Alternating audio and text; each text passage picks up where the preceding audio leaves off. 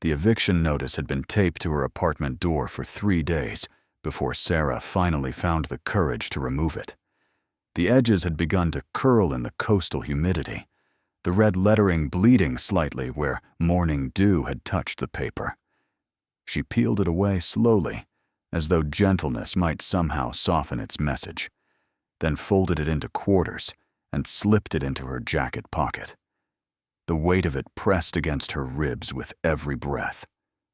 Behind her, through the thin walls, she could hear Mrs. Chen's television playing the morning news, the cheerful voices of anchors discussing weather and traffic, as if the world were a place where such ordinary concerns mattered. Sarah closed the door and leaned against it, eyes shut, listening to her daughter's breathing from the small bedroom they shared.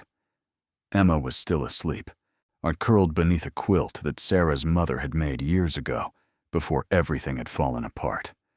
The apartment smelled faintly of last night's rice, and the mildew that crept up from the bathroom, no matter how many times she scrubbed. It was a smell she had grown accustomed to, the scent of a life that had shrunk to fit the space of 2 rooms and a kitchenette with a stove that only worked on 3 burners. Outside the window, the sky was gray with the promise of rain, and the ocean beyond the highway hummed with its eternal rhythm, indifferent to human struggles. Sarah moved quietly through the apartment, making coffee in the cheap pot that had outlasted 2 jobs and a marriage. Her reflection in the kitchen window startled her, the dark circles under her eyes deeper than she remembered. Her hair pulled back in a ponytail that had become more habit than style. She was 34, but felt decades older, as though each year of single motherhood had aged her twice over. The numbers haunted her constantly.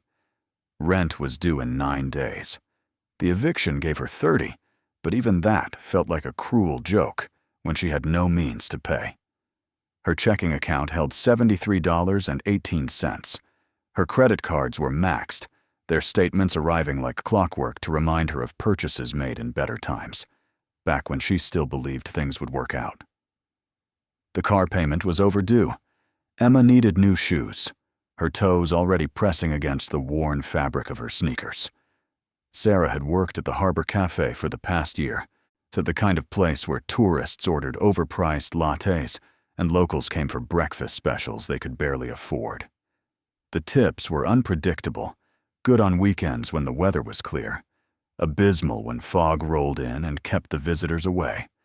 She had learned to smile through exhaustion, to laugh at jokes that weren't funny, to pour coffee with hands that trembled from standing 8 hours on feet, that ached in shoes held together with duct tape. But the cafe had closed 2 weeks ago, the owner citing rising costs and falling profits, and now Sarah was one of a dozen women in town scrambling for work that didn't exist. She had applied everywhere: retail stores, cleaning services, the cannery that smelled of fish guts and paid minimum wage. Nothing had come through. Every door she knocked on seemed to close before she could even step inside. The morning Emma woke, Sarah was already dressed, her jacket zipped against the chill that never quite left the coastal air. She poured cereal into a bowl, the milk carefully measured to stretch another day, and set it on the small table by the window. Emma padded out in her pajamas, rubbing sleep from her eyes, her hair a tangle of brown curls that Sarah would need to brush before school. "Morning, baby," Sarah said, forcing brightness into her voice. Emma climbed into her chair and picked up the spoon, swinging her legs beneath the table. She was 7 years old, small for her age, with eyes that noticed everything, and a quiet way of watching the world that sometimes broke Sarah's heart. She knew, even without being told, that things were hard. She never asked for toys anymore, never complained when dinner was cereal or sandwiches instead of the meals Sarah wished she could provide. "Are we moving again?" Emma asked, her voice small. Sarah froze, the coffee cup halfway to her lips. "What makes you think that?" "I saw the paper on the door." Emma stirred her cereal, not meeting her mother's eyes. "It looked like the one we got at the last place." Sarah set the cup down carefully, and reached across the table to take her daughter's hand. It was so small in hers, the fingers thin and delicate. "We're going to figure it out, Em, I promise." Emma nodded, but doubt flickered in her eyes. She had heard promises before. They both had. After Emma left for school, walking the 6 blocks with her backpack bouncing against her shoulders, Sarah sat alone in the apartment and stared at the walls. The silence pressed in on her, heavy and suffocating. She thought about her parents, both gone now. Her mother to cancer 3 years ago, her father to a heart attack long before that. She thought about her ex-husband, who had left when Emma was 2, his child support payments sporadic at best, his new life in another state, a world away from their struggles. She had no one to turn to, no family to call, no friends who could help beyond words of sympathy that did nothing to fill the gap between her income and her expenses.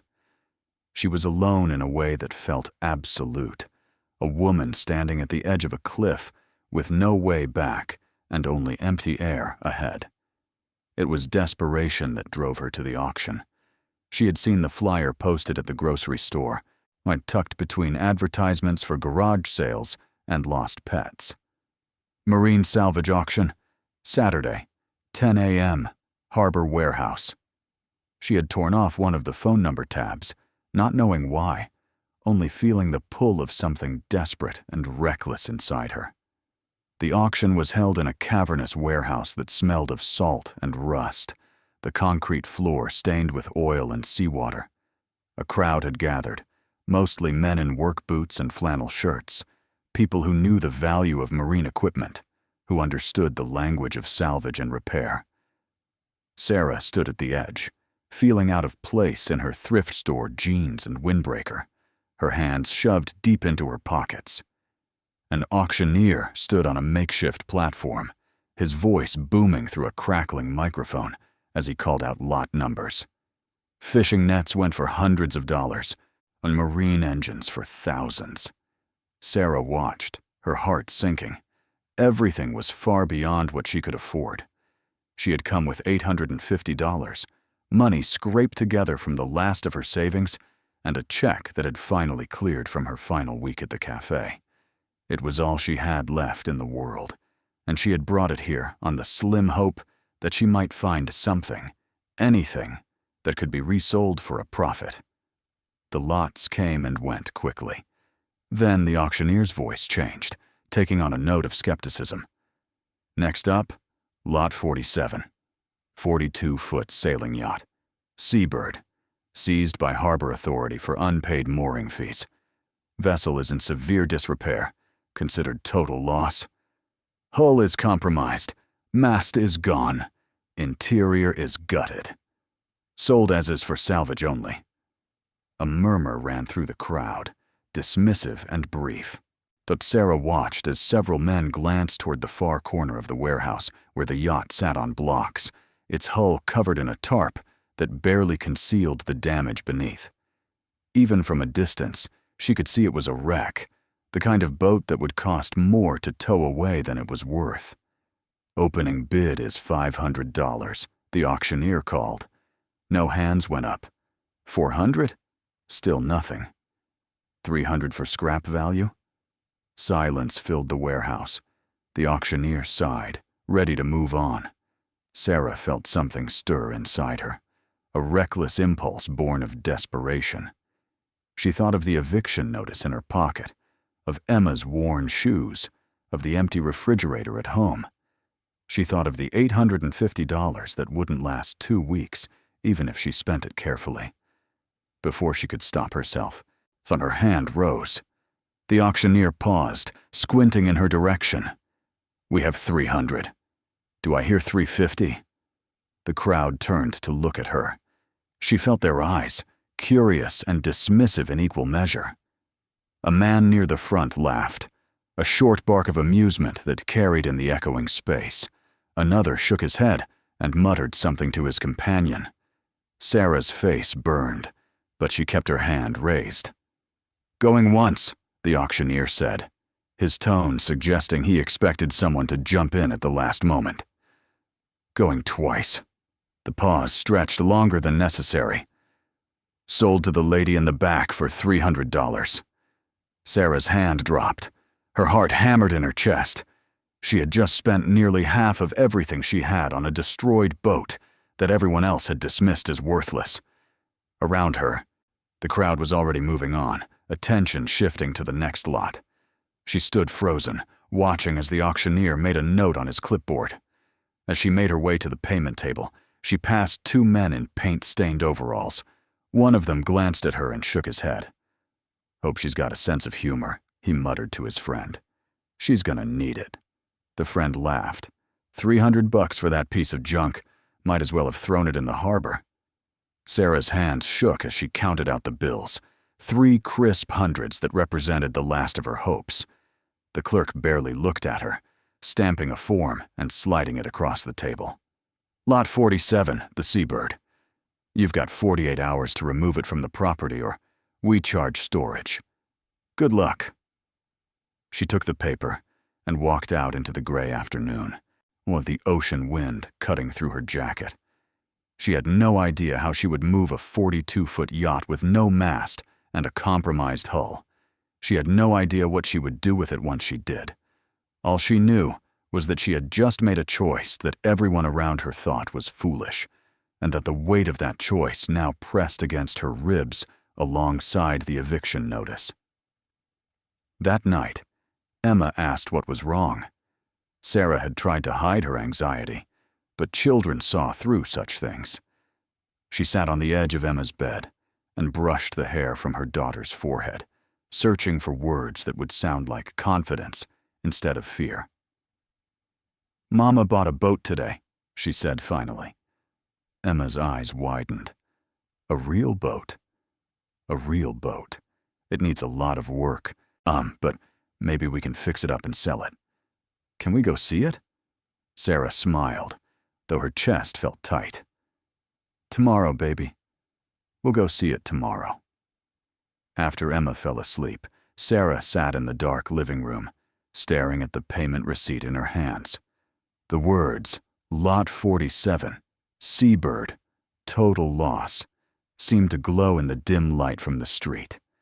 She thought about the laughter of the men at the auction, the dismissive shake of heads, the certainty in their voices that she had wasted her money. Maybe they were right. Maybe she had thrown away the last of her resources on a fantasy. But something in her refused to accept that. She had spent too many years accepting what others told her, believing when they said she couldn't make it alone, when they said she should give up. Like when they looked at her and saw only another struggling single mother barely keeping her head above water. She folded the receipt carefully and placed it on the table. Tomorrow, she would go see the boat. Tomorrow, she would figure out what to do next. For now, she simply sat in the darkness and listened to the distant sound of waves breaking against the shore, steady and relentless as time itself. The morning came too quickly. Sarah woke to Emma's small hand shaking her shoulder, sunlight streaming through the thin curtains. "Mama, you said we could see the boat." She dressed quickly, pulling on jeans and a sweater, and they walked together to the harbor. The warehouse was quiet on Sunday morning, only a security guard at the gate who checked her paperwork and waved them through. Emma skipped ahead, excited by the prospect of adventure, while Sarah's stomach twisted with dread. The yacht sat in the far corner, still covered by the tarp. Up close, it looked even worse than she had imagined. The hull was scarred and stained, the fiberglass cracked in multiple places. Where the mast should have been, only a jagged stump remained. The deck was littered with debris, broken equipment, and piles of netting that had calcified with salt and time. Emma's excitement dimmed as she took it in. "It's broken, Mama." "Yeah, baby, it is." Sarah climbed up onto the deck, testing each step carefully. The wood creaked beneath her weight, but held. She moved toward the cabin entrance, pulling away boards that had been nailed across it. The door hung at an angle, one hinge broken. Inside, the smell hit her first, a mixture of mildew, rot, and seawater that had seeped into every surface. The cabin was dark, the windows boarded or shattered. She pulled out her phone and turned on the flashlight, sweeping the beam across the interior. It was worse than gutted. It looked as though someone had taken a crowbar to everything, ripping out fixtures, tearing up flooring, leaving only bare walls and exposed framing. Wires hung from the ceiling in tangled loops. The galley was a shell, cabinets torn away, the sink pulled from its mounting. In what must have once been the main salon, cushions lay scattered and molding, their fabric rotted through. Sarah stood in the wreckage and felt the last of her hope drain away. The men at the auction had been right. This was nothing but trash, a money pit that would cost thousands just to make presentable, tens of thousands to make seaworthy. She had spent $300 on a problem that would haunt her long after the eviction notice came due. Emma appeared at the cabin door, her small face worried. "Mama?" Sarah forced herself to smile. "It's okay, Em. Just a lot of work." She spent the next hour walking through the yacht, cataloging the damage, trying to find anything that might be salvageable. The list grew longer with each step. The hull itself would need to be assessed by a professional before it could even be moved. The rigging was gone. The electronics had been stripped. Even the brass fittings that might have had scrap value had been removed by whoever had gutted the interior. In the aft cabin, she found a pile of old nautical charts, their edges curled and stained, a broken compass, a life vest so rotted that it crumbled when she touched it. Nothing of value, nothing worth the gamble she had taken. She sat down on a bench that groaned beneath her weight, putting her head in her hands. Emma climbed up beside her, leaning against her shoulder. They sat in silence, the sound of seagulls crying outside, the distant hum of traffic from the highway. "Maybe we can make it pretty," Emma said quietly, "like the boats we see at the marina." Sarah pulled her daughter close, kissing the top of her head. "Maybe, baby." But she didn't believe it. She couldn't see how this wreck could become anything more than what it was, a monument to bad decisions and desperate choices. Still, she had 48 hours before storage fees started accruing. She needed to do something, even if that something was just accepting her mistake and walking away. As they left the warehouse, when Sarah glanced back one more time at the seabird sitting on its blocks, tarp flapping in the wind, it looked like a beached whale dying slowly in the open air. She thought of the money she had spent, money that could have bought groceries for a month, could have delayed the inevitable for a few more weeks. That night, word spread faster than she expected. On Monday morning, when she dropped Emma at school, she saw the other mothers whispering, their glances sliding toward her before looking away. One of them, Jessica, a woman who always dressed in expensive athleisure and drove a spotless SUV, approached her with a smile that didn't reach her eyes. "I heard you bought a boat at the salvage auction," Jessica said, her voice dripping with false sweetness. Sarah tensed. "Yeah, I did." "That's so brave." The word sounded like an insult. "I mean, I couldn't imagine taking such a risk, especially in your situation. But I guess when you're desperate, you'll try anything, right?" Heat flooded Sarah's face.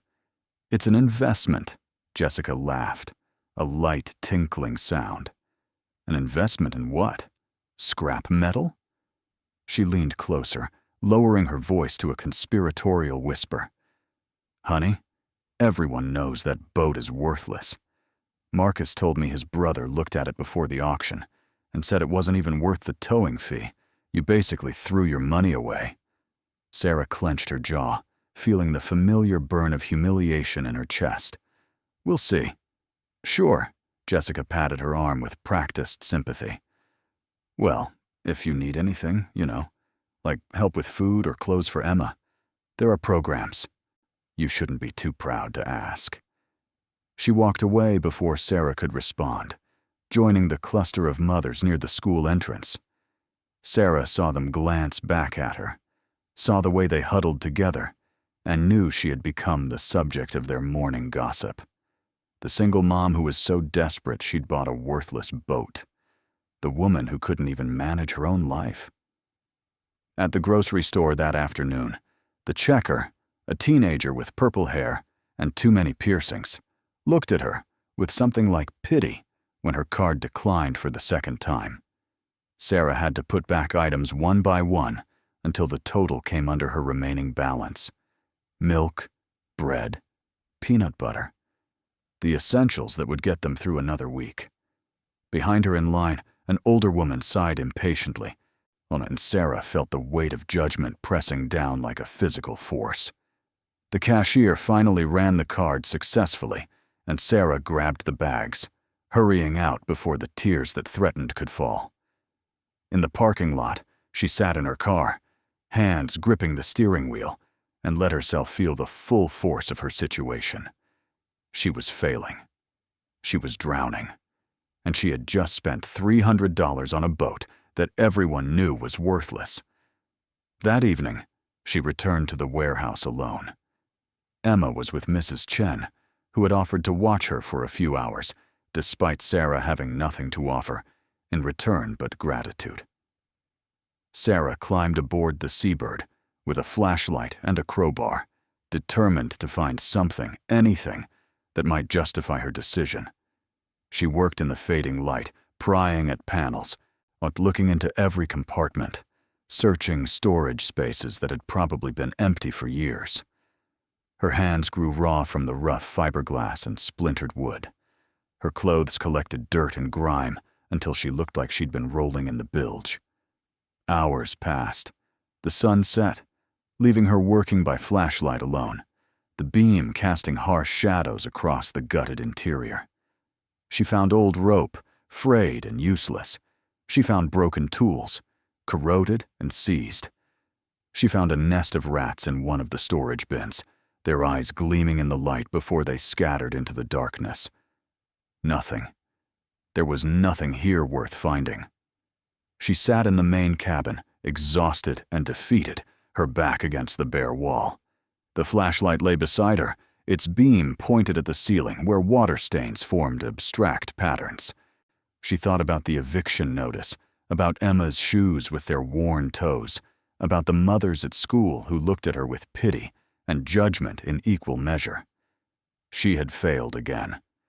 This was just one more in a long line of failures that stretched back through her marriage, through her attempts to build a stable life, through every decision that had seemed reasonable at the time, but had led only to this moment, sitting in the ruins of someone else's dream, having spent money she couldn't afford to lose. The tears came then, hot and bitter, streaming down her face in the darkness. She cried for everything she had lost, for everything she couldn't provide, for the daughter who deserved so much more, than a mother who made foolish choices out of desperation. She cried until her chest ached and her throat was raw, and until the tears ran dry and left her empty. When she finally stood to leave, her foot caught on something in the darkness. She stumbled, catching herself against the wall, and looked down. The corner of a floor panel had lifted, probably from water damage that had warped the wood. She bent down, shining the flashlight into the gap. There was a space beneath, dark and hidden. She wedged the crowbar under the panel and pulled. The wood came away with a screech of nails pulling free, and she set it aside, leaning closer to see what lay underneath. At first, it looked like nothing more than bilge space, the kind of void every boat had for water collection. But as she angled the flashlight deeper, she saw something that made her pause. The space extended farther than it should, running beneath the entire cabin floor. And there, in the shadows just beyond her reach, she saw what looked like a door. Not a hatch, not an access panel, but a proper door with a handle, recessed into the hull itself. Sarah's heart began to beat faster.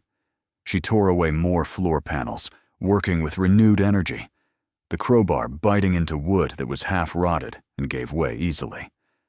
Within minutes, she had cleared enough space to see it clearly. A vault door. Small, perhaps 3 feet tall and 2 feet wide, set into the reinforced section of the hull that would have been below the waterline. It was made of steel, its surface stained with rust, but still solid. The handle was a heavy wheel, like something from a submarine, and there was a combination lock mounted beside it. She sat back on her heels, staring at it. This was not standard yacht construction, and someone had installed this deliberately, had reinforced the hull and hidden it beneath the cabin floor. Someone had wanted to keep something safe, something important enough to build a vault into the very bones of the boat. Her hand shook as she reached for the wheel. It didn't budge. The combination lock held it secure, its dial marked with numbers that had worn thin with age. She tried turning it anyway, applying pressure, but the mechanism was solid. Whatever was inside was sealed tight, protected by steel and time. Sarah climbed out of the cabin and stood on the deck, breathing hard. The night air was cold against her sweat-damp skin. Around her, the warehouse was silent and dark, the only light coming from a distant security lamp. She looked down at the hole she had torn in the cabin floor, at the glint of steel visible in the shadows. She had found something. After hours of searching, after all the disappointment and despair, she had found something that was hidden, something that was protected, something that might actually matter. But she had no idea how to open it, no idea what was inside, and no guarantee that it contained anything more valuable than the other relics she had found in the wreckage. It could be empty. It could hold nothing but documents or personal effects that meant something to the boat's former owner, but would be worthless to anyone else. Still, as she climbed down from the yacht and walked across the warehouse floor, she felt something she hadn't felt in weeks. Not hope, exactly, but possibility. The vault was real, it existed, and tomorrow she would figure out how to open it. Behind her, the seabird sat in darkness, holding its secret close, and Sarah walked into the night with her mind already racing, trying to calculate what it might take, what she might need, to unlock whatever lay hidden in the hull of the boat that everyone had dismissed as worthless. Sarah barely slept that night. Every time she closed her eyes, she saw the vault door, the rust-stained steel, the combination lock that stood between her and whatever lay inside. Her mind spun through possibilities, each more unlikely than the last. Old charts and navigation equipment, personal papers, maybe cash, though she tried not to let herself hope for that. At 3 a.m, she gave up on sleep and sat at the kitchen table with her laptop, searching for information about yacht vaults, about maritime safes, about anything that might explain what she had found. The internet offered little. Custom installations by wealthy boat owners, smuggling compartments from prohibition days, drug runners and tax evaders hiding their assets. Nothing that told her how to open one without the combination. By the time Emma woke, Sarah had made a decision. She would go back to the warehouse with tools, with everything she could carry, and she would find a way inside that vault. It was the only thing of value the boat had revealed, the only possibility that justified the $300 she had spent. She dropped Emma at school, ignoring the stares from the other mothers, and drove straight to the hardware store. Her remaining cash was dangerously low, but she bought what she could afford. A better crowbar, a small sledgehammer, heavy-duty bolt cutters. The cashier, an older man with grease under his fingernails, raised an eyebrow as he rang up the purchases. "Breaking into something?" he asked, his tone suggesting a joke. "Just renovation work," Sarah replied, her voice flat. At the warehouse, she parked as close as she could to the Seabird and hauled her tools aboard. The morning light streaming through the warehouse skylights made the destruction inside the cabin somehow worse, highlighting every broken surface, every stain. She ignored it all and went straight to the hole she had torn in the floor. The vault door looked smaller in daylight, less mysterious, but no less secure. She knelt beside it and studied the combination lock. It was old, the kind with a rotating dial, the numbers worn but still legible. She tried a few random combinations, knowing it was futile. The mechanism was tight, well maintained despite the years. She set down the bolt cutters and picked up the sledgehammer instead. If she couldn't open it with finesse, she would open it with force. The first blow rang through the cabin like a bell, the sound so loud it made her ears ring. The vault door didn't budge, neither did the second blow or the third. She swung until her shoulders burned and sweat dripped into her eyes, but the steel held. All she accomplished was denting the surface and sending chips of rust flying. She dropped the hammer, breathing hard, and leaned back against the wall. The vault had been built to withstand exactly this kind of attack. She could beat at it for days and accomplish nothing except destroying what little value the boat might have had. There had to be another way. She spent the next hour searching the yacht again, this time looking for anything that might be connected to the vault, a combination written down somewhere, a key hidden in a clever spot. She tore through what remained of the cabinets, pulled up more floor panels, searched every compartment she could find. In the forward cabin, beneath a section of moldy carpet, she found a small metal box. It was locked, but the cheap padlock broke easily under the bolt cutters. Inside were papers, brittle with age and water damage. Ship registration documents from 15 years ago, insurance papers, a manifest listing the yacht's equipment, and at the bottom, a small leather journal. Sarah's hands trembled as she opened it. The pages were stiff, some stuck together, but the handwriting was still legible. It appeared to be a log kept by the yacht's owner, entries dated across several years.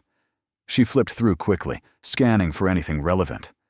Most of it was mundane: weather conditions, ports visited, maintenance performed. Then, near the end, the tone changed. The handwriting became more hurried, less careful. December 12th. Made the arrangement. No turning back now. The risk is enormous, but so is the reward. If anything happens, the combination is where we first met. She'll know. Sarah read the entry 3 times, her heart pounding.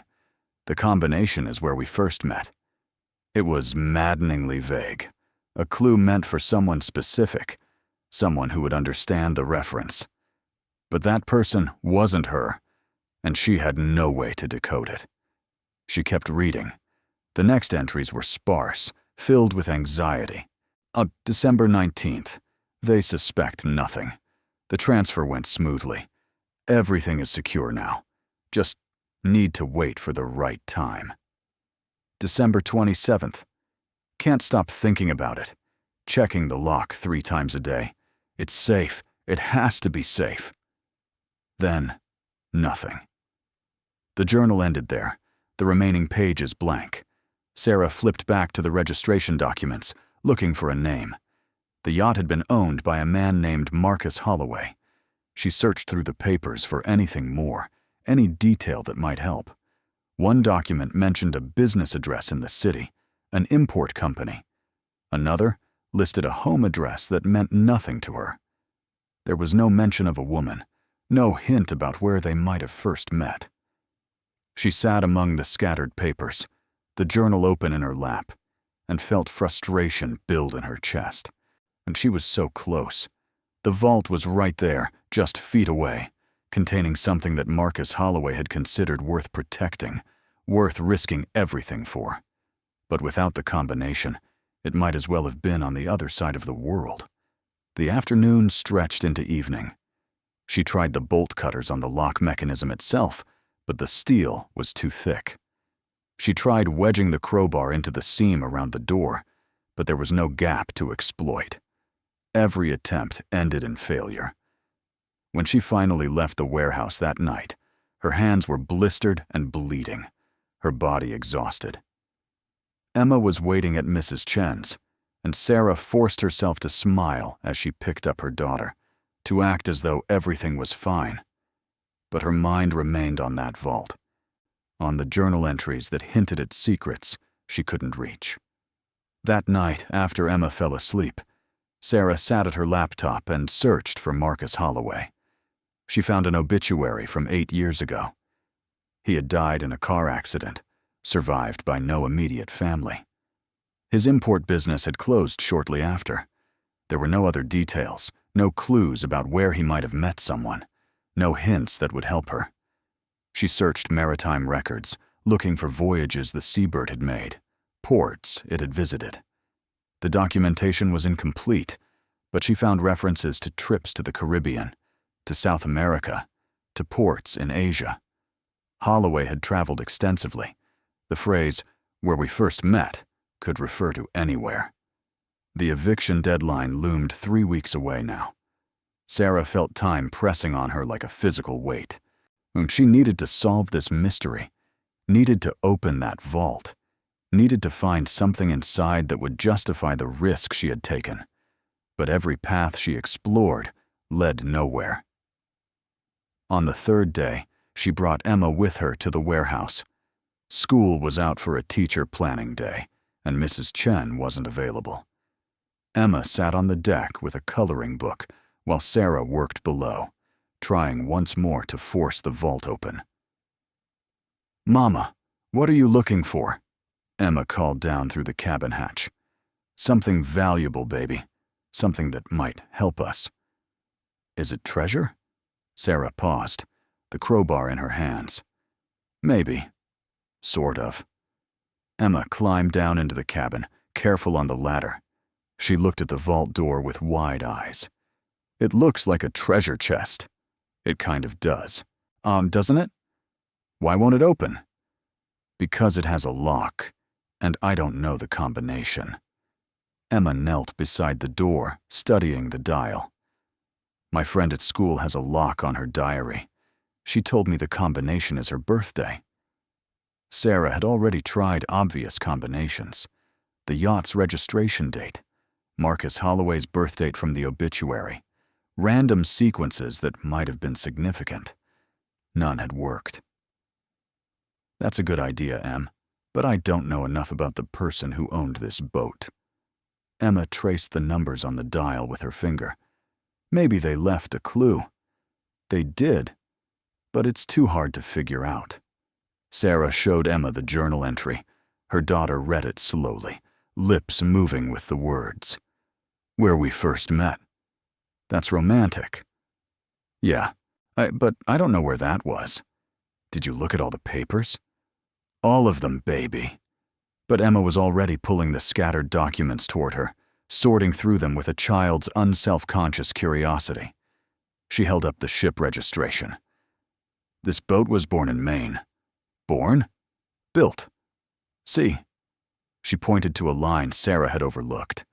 "Built in Portland, Maine." Maybe that's where they met. Sarah felt something shift in her chest. Portland. She grabbed the document, reading more carefully. The yacht had been custom-built at a shipyard in Portland, delivered to Marcus Holloway in June of 2007. If he had met someone there, someone connected to the boat's construction or delivery, that could be the reference. She turned back to the vault door, her mind racing. Portland, Maine, June 2007. How would someone encode that as a combination? The lock had numbers from 0 to 99. She could try the month and year. 6 for June, 07 for 2007. The sequence would be 607. Her hand shook as she reached for the dial. She turned it carefully, right to 6, left past 0 twice, then to 0, right to 7. She heard a click, faint but distinct. Her breath caught. She tried the wheel handle. It didn't turn. She tried again, thinking maybe she had done it wrong. Right to 6, left to 0. right to 7. The click sounded again, but the wheel remained locked. She slumped back, frustration burning in her throat. It was close. She felt it, but not quite right. Emma was looking at another paper, one of the insurance documents. "Mama, this says the boat was worth $200,000 when it was new." Sarah nodded absently, still focused on the lock. "And it says the policy started on June 20th. June 20th. Not just June, but the specific date." Sarah's pulse quickened. She turned back to the lock. Right to 6 for June, left to 20, right to 07 for the year. The combination would be longer, but it was possible. She spun the dial, clearing it, then started over. Right to 6. Left past 6 once, then to 20. Right to 0. Left past 0 twice, then to 7. Another click. This one felt different, deeper. She held her breath and grasped the wheel handle. It resisted for a moment. Then slowly, with a groan of metal that hadn't moved in years, it began to turn. The vault door swung open. The space inside was small, on perhaps 2 feet deep, lined with waterproof material that had kept moisture at bay. And there, nestled in protective cloth, were bags. Not large, perhaps the size of sandwich bags, but numerous. A dozen of them, maybe more, stacked neatly and secured with tape. Sarah's hands trembled as she reached for the nearest one. The cloth wrapping fell away, and she lifted the bag into the light. It was filled with stones, clear stones that caught the light and threw it back in brilliant flashes.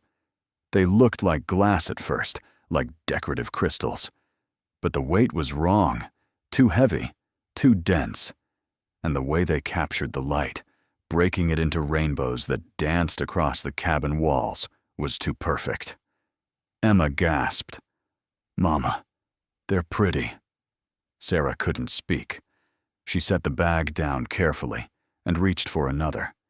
It too was filled with stones, some larger than others, but all with that same perfect clarity, that same impossible sparkle. She opened a third bag, a fourth, each one the same. Her mind struggled to process what she was seeing. These couldn't be real. They couldn't be what they appeared to be. Because if they were real, if these were actual diamonds, then she wasn't looking at thousands of dollars of value. She was looking at millions. She sat back hard, the bag still clutched in her hand. The stones caught the dusty light streaming through the cabin porthole, throwing scattered rainbow points across her face. Emma reached out to touch one, and Sarah let her, watching as her daughter held it up to the light with wonder in her eyes. "Are these jewels?" Emma asked. "I think so. And baby. Are they yours now?" Sarah didn't know how to answer that. The yacht was hers. She had bought it legally, paid for it in full. Everything inside should be hers by right. But this was different. This was wealth beyond anything she had imagined. This was the kind of discovery that people spent their lives searching for and never found. She carefully gathered all the bags from the vault, laying them out on the cabin floor. 13 bags in total. She opened each one, counting the stones. Sizes varied, but there were hundreds of them. Some were as small as grains of rice. Others were the size of her thumbnail. A few were even larger, catching the light with almost painful intensity. Her mind raced through the journal entries. Marcus Holloway had made an arrangement, had taken an enormous risk. He had secured something, unhidden it, and then died before he could retrieve it. These diamonds were that something. They had to be. Nothing else made sense. But where had they come from? How had he gotten them? And more importantly, were they stolen? The thought sent ice through her veins. If these diamonds were stolen, if they were connected to a crime, then possessing them would make her complicit. She could lose Emma. She could go to prison. The weight of what she had found suddenly felt crushing, rather than liberating. She gathered the bags carefully and placed them back in the vault, closing the door and spinning the combination dial to lock it again. Her hands wouldn't stop shaking. Emma watched her with concern. "Mama, what's wrong?" "Nothing, baby. I just need to think." They climbed out of the cabin and sat on the deck in the fading afternoon light. And Sarah's mind spun in circles. She needed to know what these stones were worth. She needed to know if they were legal. But she couldn't just walk into a jewelry store with bags of uncut diamonds and ask for an appraisal. That would raise questions she couldn't answer. She thought about the journal entries again. Marcus Holloway had been careful, had hidden the combination in a clue only someone close to him would understand. That suggested he had planned to retrieve them eventually, that he had a legitimate plan. But he had died before executing it, and the yacht had been abandoned, eventually seized for unpaid fees. No one else knew about the vault. The boat had been gutted by salvagers who had missed it completely. She had found it only by accident, by stumbling on a loose floor panel. For 8 years, these diamonds had sat in the dark, waiting. That night, she lay awake again. But this time, the fear was different. It wasn't the fear of poverty or eviction, but the fear of something larger, more dangerous. She had stumbled into a secret that men like Marcus Holloway died protecting. And now, that secret was hers. She thought about the mockery at the school, the dismissive laughter at the auction, the certainty in everyone's voices that she had wasted her money. If they knew what she had found, that certainty would turn to something else. Greed, jealousy, danger. The next day, she returned to the yacht alone. She told Emma she had cleaning work to do, asked Mrs. Chen to watch her for a few hours. In the cabin, she opened the vault again and carefully removed one of the bags. Just one. She would take it somewhere to be evaluated, and somewhere far enough away that no one would connect it to her or to the yacht. She drove 2 hours north to a city where she knew no one, parked downtown, and walked until she found a jewelry store that looked established, respectable. The kind of place that might deal in expensive stones without asking too many questions. The store was quiet, nearly empty. A man behind the counter looked up as she entered, his expression polite but distant. She approached slowly, the bag heavy in her jacket pocket. "Can I help you?" he asked. Sarah pulled out the bag and set it on the counter. "I need these evaluated." The man's polite expression flickered. He opened the bag carefully, pouring several stones onto a black velvet pad. His demeanor changed immediately. He picked up a loupe and examined one of the larger stones, holding it to the light. The silence stretched for what felt like hours. Finally, he set down the loupe and looked at her with an intensity that made her want to step back. "Where did you get these?" "They were in an estate I acquired. I need to know if they're real and what they're worth." "They're real." He selected another stone, examining it closely. "These are rough diamonds, uncut, unpolished, high quality from what I can see. Natural, not synthetic." Sarah's mouth went dry. "How much would they be worth?" "That depends on how many you have." "These?" He gestured at the stones on the velvet. "In this condition, maybe $30,000. Cut and polished properly, perhaps double that." $30,000. From one bag. She had 13 bags. The numbers didn't seem real. They were too large, too impossible. "I'd need to evaluate them more thoroughly," the jeweler continued. "Run some tests. If you're interested in selling, I could make you an offer. Those stones like this usually go through specialized dealers." "I need time to think," Sarah said, reaching for the bag. The jeweler's hand moved faster, covering the stones. "These aren't hot, are they?" "No. They're from an estate. Everything was legal. Because if they are, you're putting both of us at risk. Diamonds have tracking systems, certification. If these came from the wrong place, they didn't." Sarah pulled her hand back. "May I have them, please?" He studied her for a long moment, then carefully poured the stones back into the bag and handed it over. She left the store quickly, her heart pounding, and didn't stop walking until she reached her car 3 blocks away. $30,000 per bag. 13 bags. The math made her head spin. Even if his estimate was conservative, even if she could only get half that amount, she was looking at enough money to change everything, to save the apartment, to give Emma everything she needed, to never worry about bills or eviction notices again. But the jeweler's questions echoed in her mind. Where had Marcus Holloway gotten these diamonds? Why had he hidden them? And who might come looking for them if word got out that they had been found? She drove home in a daze, barely aware of the traffic around her.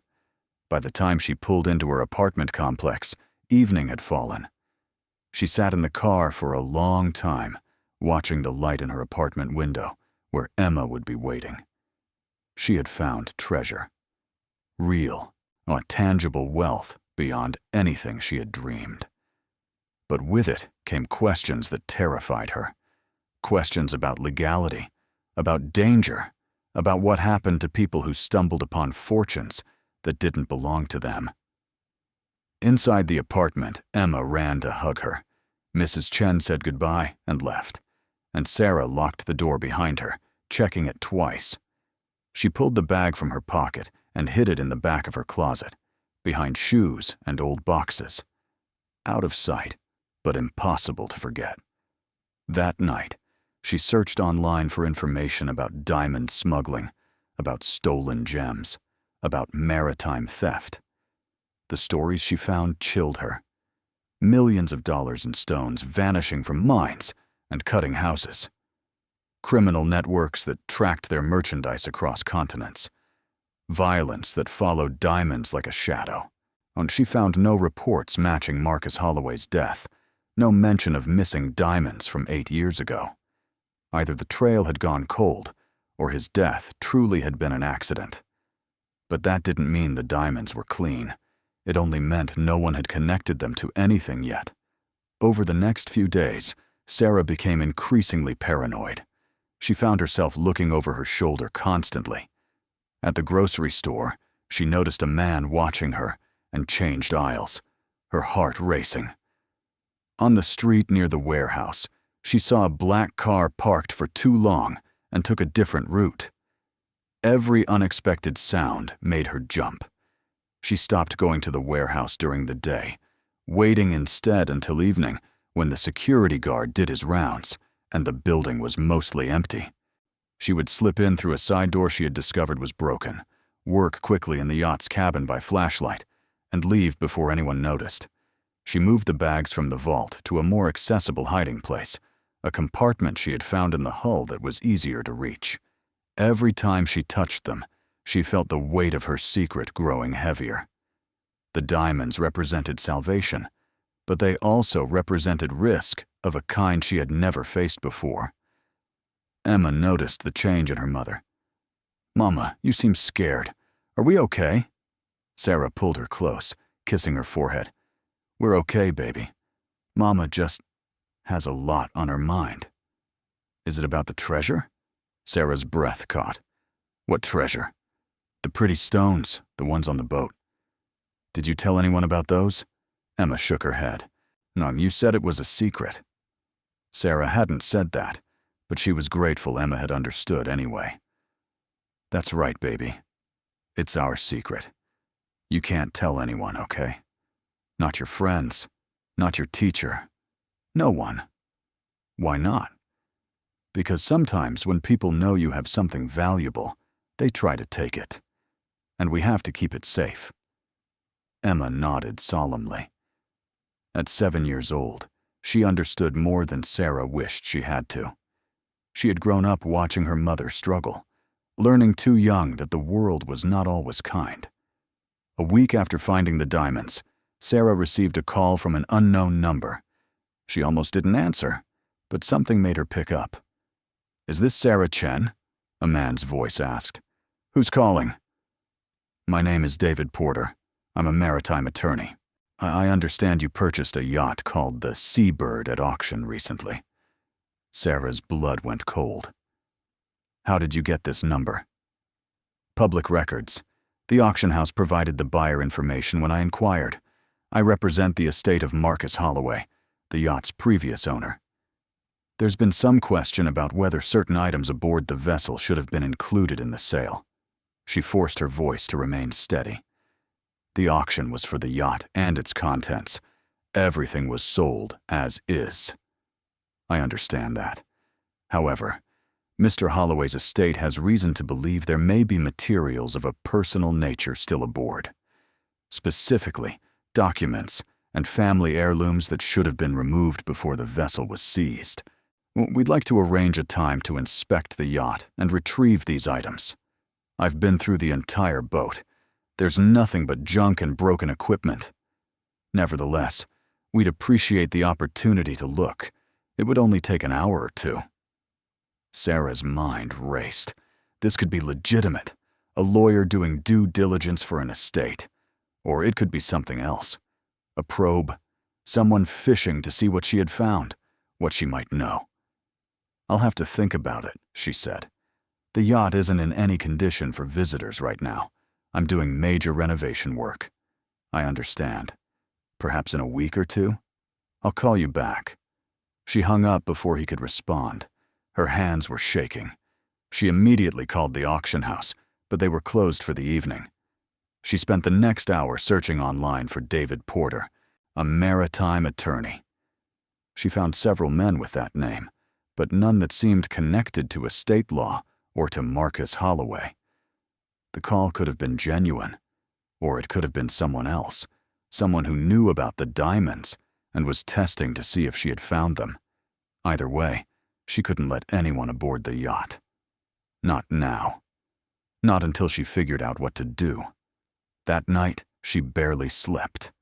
Every creak of the apartment building made her sit up, heart pounding. She checked the locks 3 times.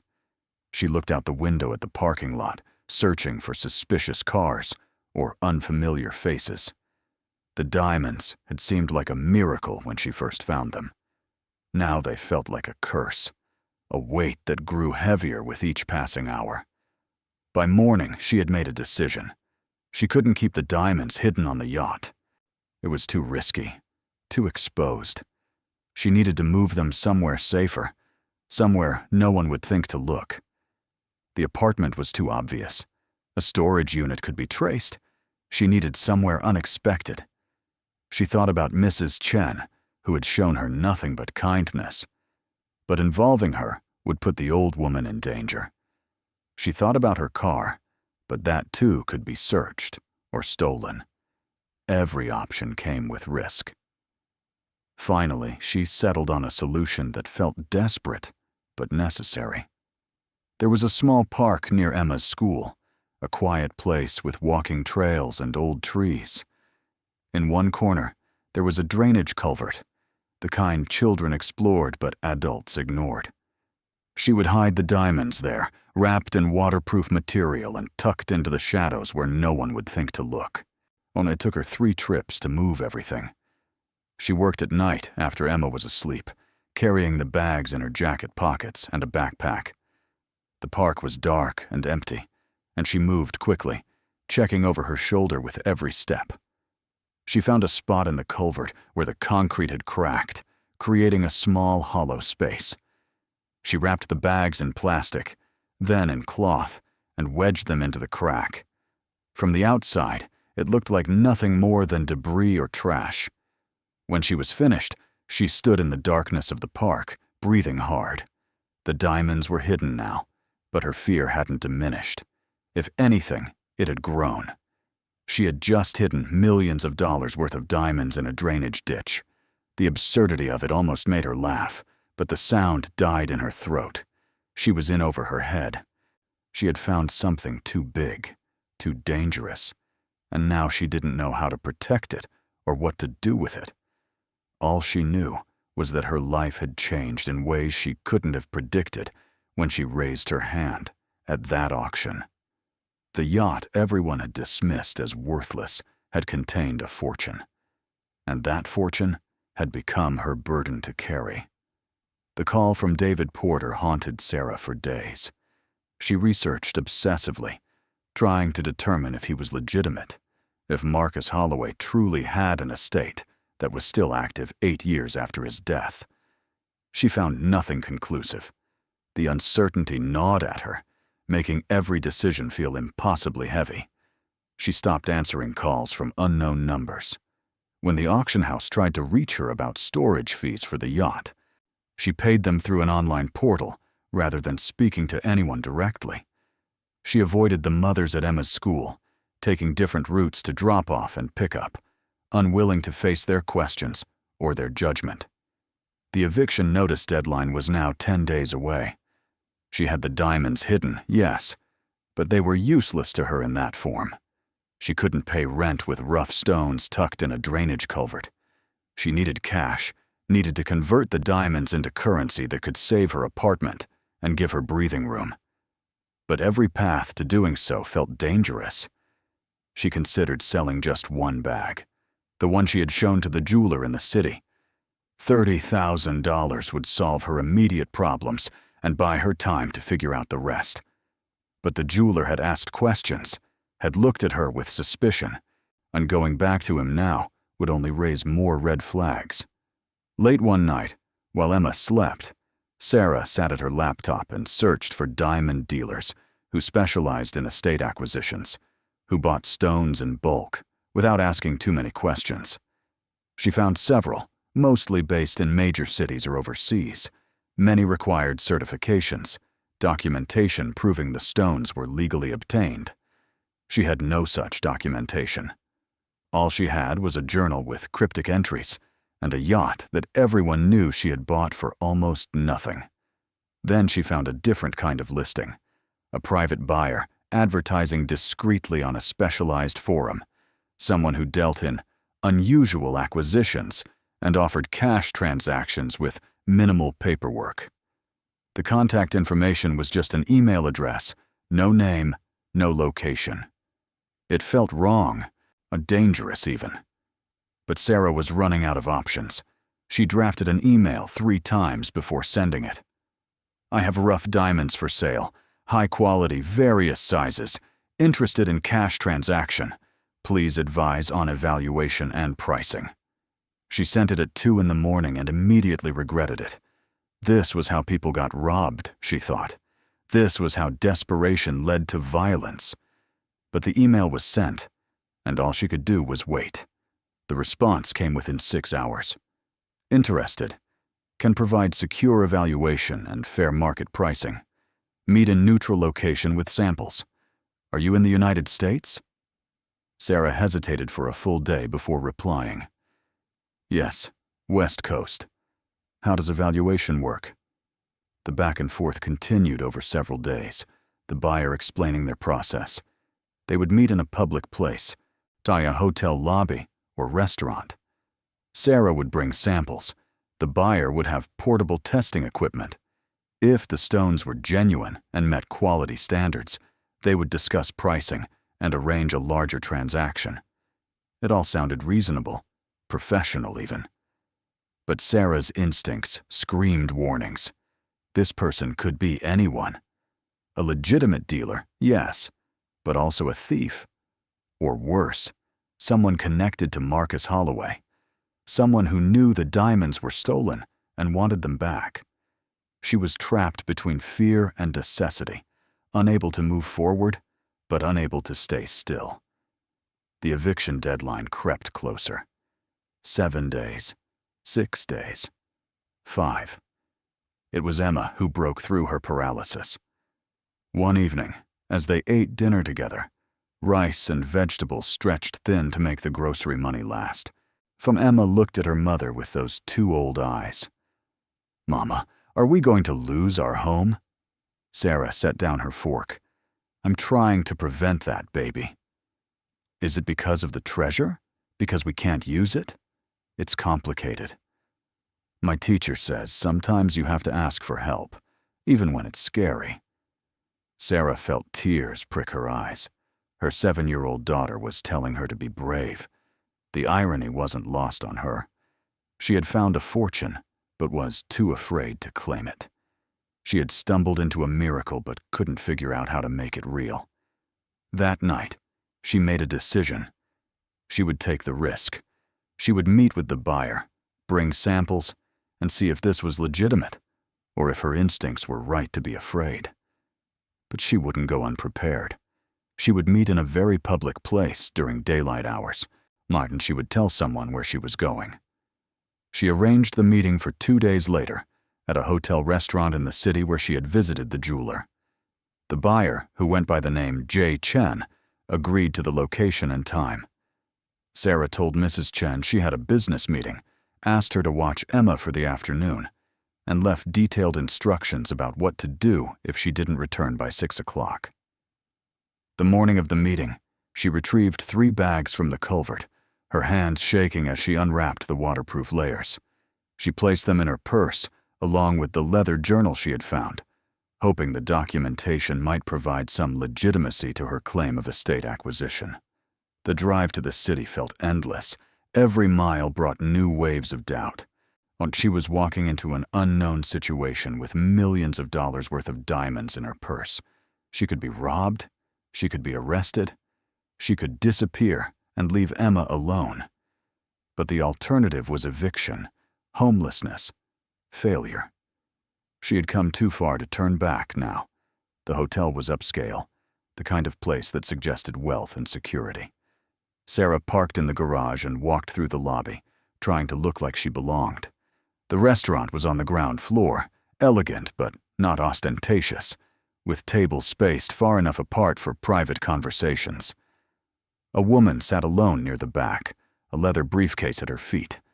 She was perhaps 50, well-dressed and business casual, her expression neutral. When Sarah approached, she stood and offered her hand. "Sarah? I'm Jennifer Chen. Thank you for meeting with me." The handshake was firm, professional. Sarah sat down, her purse clutched in her lap. A waiter appeared immediately, and Jennifer ordered coffee for both of them. The normalcy of it was almost surreal. "I appreciate your discretion," Jennifer said once the waiter had left. "I understand this kind of transaction can feel uncomfortable. Let me explain who I am and what I do." She pulled a business card from her briefcase and slid it across the table. It listed her as a private acquisition specialist with an office address in San Francisco. Sarah memorized the information, planning to verify it later. "I work with clients who have inherited or acquired valuable items they wish to liquidate quietly," Jennifer continued. "Diamonds, precious metals, art, things that carry complicated histories or tax implications. My role is to evaluate authenticity, determine fair market value, and facilitate sales that protect both buyer and seller." "How do I know you're legitimate?" Sarah asked. "You don't, not entirely. That's the nature of this business. But I can provide references if you'd like, past clients who've worked with me. And I never take possession of items until payment has been verified and secured. Everything we do is documented, even if that documentation remains private." The coffee arrived. Sarah wrapped her hands around the cup, needing the warmth. "May I see what you have?" Jennifer asked. Sarah reached into her purse and pulled out one of the bags. She set it on the table between them. Jennifer opened it carefully, her expression unchanging as she poured several stones onto a black cloth she had spread on the table. She worked in silence, using tools from her briefcase: a loupe, a scale, a small device that measured refraction. Sarah watched, heart pounding, as Jennifer examined stone after stone. The process took nearly 20 minutes. Around them, other diners continued their meals, oblivious to the fortune being evaluated at the corner table. Finally, Jennifer set down her tools and looked at Sarah. "These are extraordinary. Are they real?" "Very real. Natural diamonds, uncut, ranging from approximately 1 to 8 carats in rough form. The quality is excellent. Type 2A, which is exceptionally rare." Do you have more? Sarah nodded slowly. How much are they worth? Jennifer pulled out a calculator and a notepad. She wrote down numbers. I did quick calculations, then turned the notepad so Sarah could see. In rough form, conservatively, these stones are worth approximately $1.2 million per bag. Cut and polished properly, potentially triple that. But selling cut stones takes time and requires certification. If you're looking for quick liquidation, I can offer you market value for rough stones. Sarah stared at the numbers. $1.2 million per bag. She had 3 bags here on the table, and 10 more hidden in the culvert. The math made her head spin. 13 bags, $15.6 million in rough form, potentially over $40 million if cut and certified. She couldn't breathe. The restaurant seemed to tilt around her. Jennifer's voice came from far away. Sarah, are you all right? I didn't know, Sarah whispered. So I thought maybe a few $100,000 total. How many bags do you have? The question snapped Sarah back to focus. This was the moment where trust became critical. She could lie, could downplay what she had found, or she could be honest and hope that Jennifer was who she claimed to be. 13 bags total, similar sizes, similar stones. Jennifer was quiet for a long moment. When she spoke, her voice was careful. Sarah, that's over $15 million in rough diamonds. Closer to 20 if the other bags match this quality. I need to ask you directly. Where did these come from? Sarah pulled out the journal and the yacht documentation. She explained everything. The auction, the yacht, the hidden vault, Marcus Holloway's death 8 years ago. She held nothing back, needing Jennifer to understand that she hadn't stolen these, that she had found them legally, that she had every right to be here. Jennifer listened without interrupting, reading through the journal entries and documents. When Sarah finished, she was quiet for a long time. This is both simpler and more complicated than I expected, Jennifer finally said. The yacht was legally purchased by you, and maritime law is clear that contents transfer with the vessel unless specifically excluded. You have a legitimate claim. But diamonds of this value, with no clear provenance, will raise questions. Are they stolen? I don't believe so. If they were stolen from a mine or dealer, there would be documentation, alerts in the industry. These are rough stones, possibly acquired through private channels or unconventional means.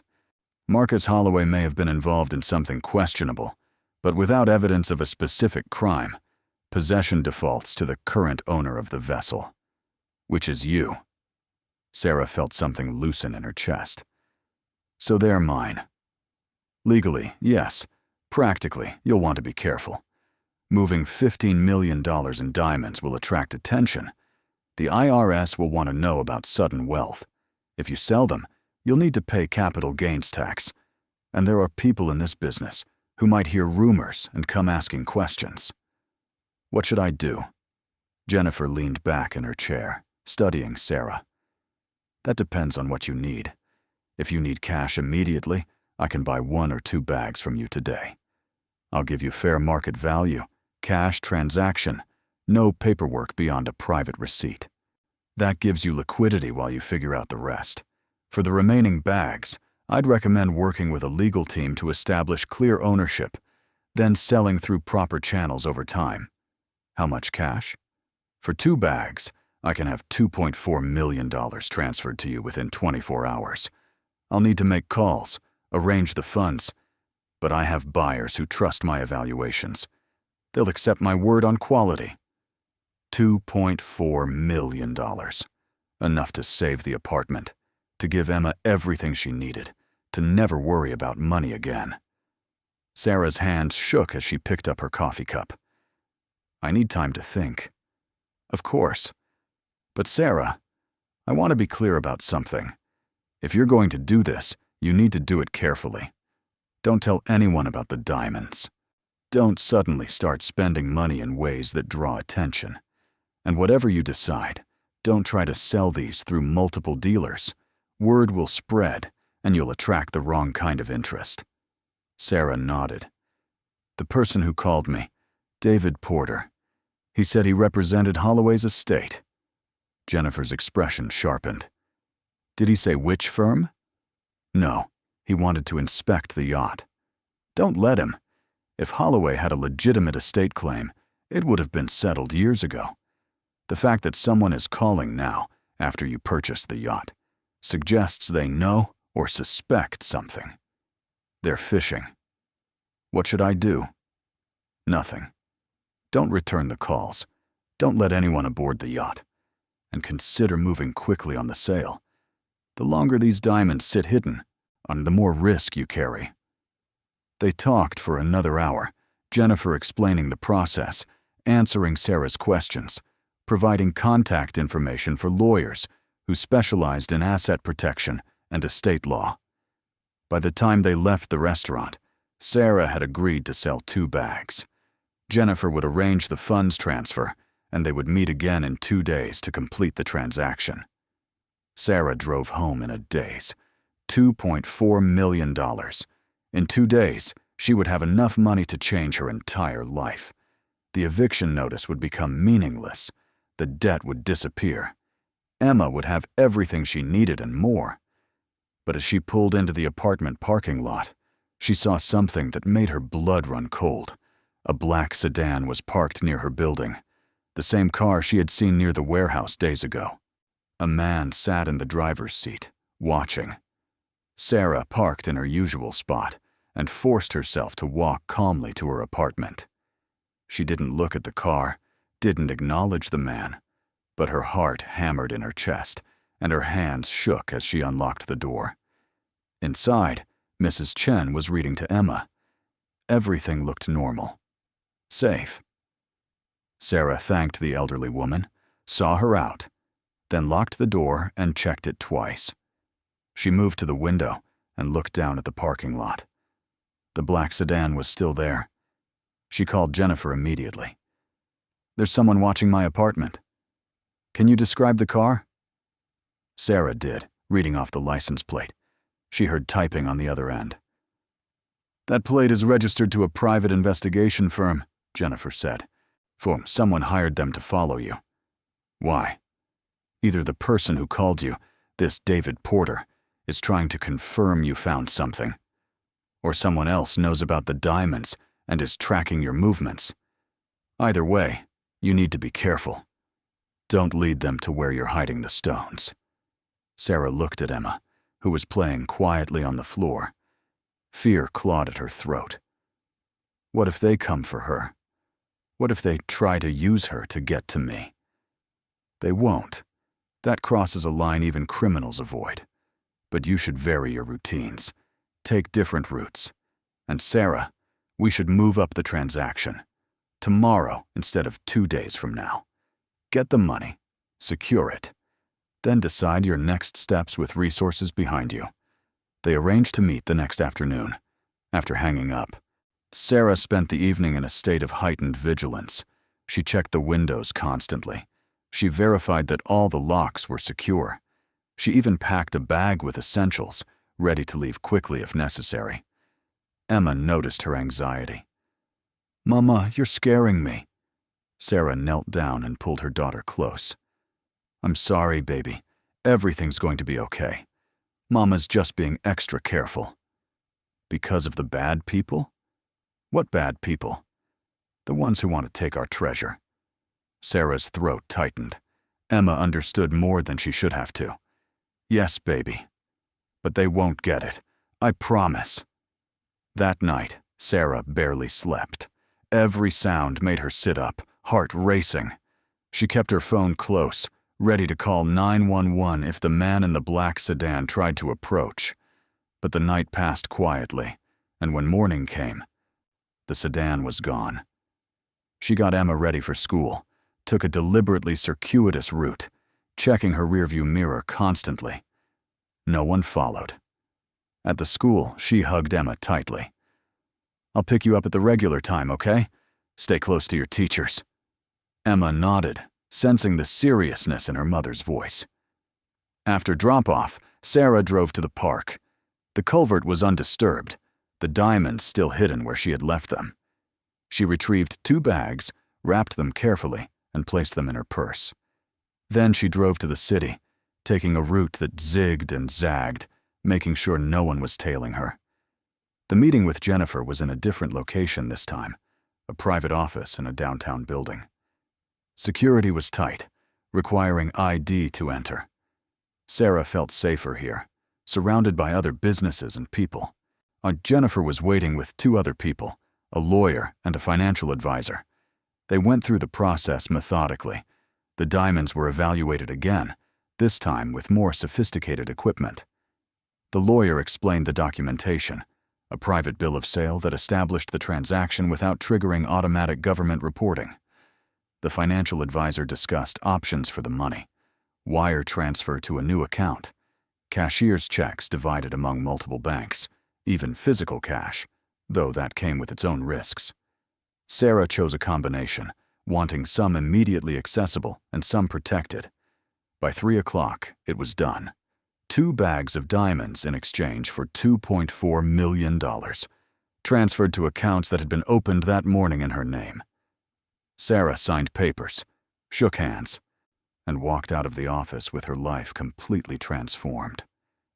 She sat in her car for a long time, staring at the bank statements on her phone. The numbers were real. The money was real. After years of struggling, of barely surviving, she had enough to secure her future and Emma's. She picked up Emma from school and drove home, her mind spinning with plans. She would pay the rent immediately, wipe out the eviction.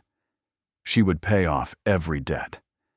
She would put money aside for Emma's education, for their future. But she would do it slowly, carefully, so as not to draw attention.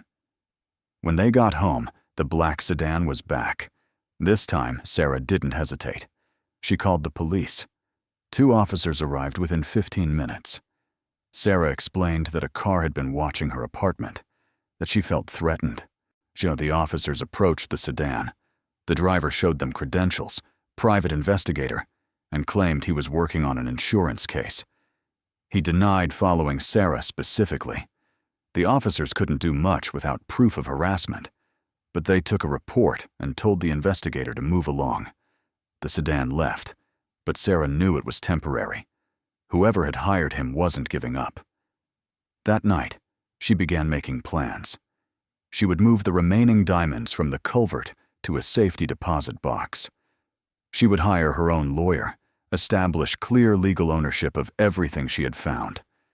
And she would sell the yacht, remove the last connection to Marcus Holloway and his secrets. But first, she had to face something she had been avoiding: the people who had mocked her.